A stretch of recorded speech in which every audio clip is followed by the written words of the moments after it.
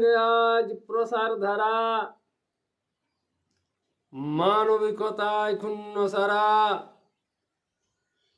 সমাজ নামে একটি অস্পৃশ্যতায় পূর্ণ সারা। বিবেক ক্ষুণ্ণ আজকে ধারা, মানুষ আজ দিশাহারা, জ্ঞান বুদ্ধির একই ধারা।